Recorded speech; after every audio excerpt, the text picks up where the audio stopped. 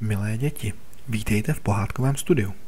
Pořadu, kde pohádky konečně dostávají prostor říct, jak to doopravdy bylo. Dnes se podíváme na slavný případ červené karkulky. Ale nečekejte verzi, kterou znáte z dětské knížky. My jsme si dnes pozvali samotného vlka, který tvrdí, že to bylo úplně jinak. Prý byl neprávem očerněn. A tady ho máme. Pane vlku, vítejte v našem pohádkovém studiu. No konečně jste mě pustili dovnitř. Já čekala před dveřma snad půl hodiny a nikdo se ani nezeptal, jestli chci čaj.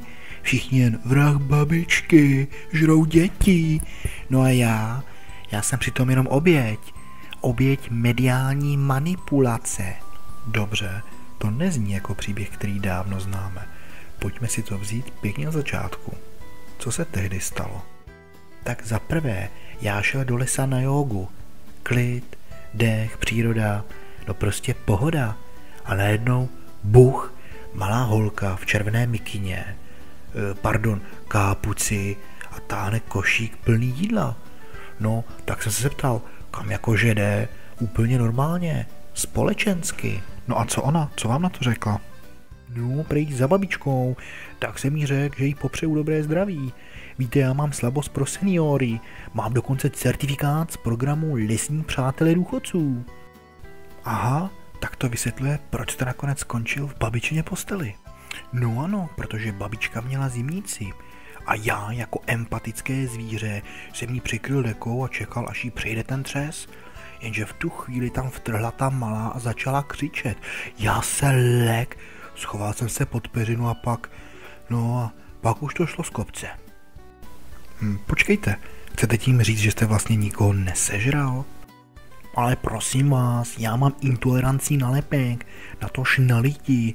Jo a ten údajný myslivec, co se k tomu nachomejtnul, to byl veterinář, abyste věděli.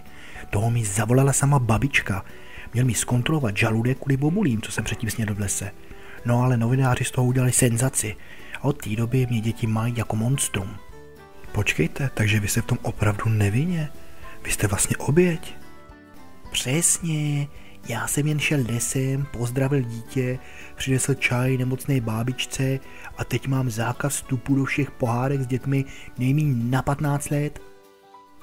Dobře, pane vlku, teď poslední otázka. Pokud se červená karkulka teďko dívá, co byste jí vzkázal?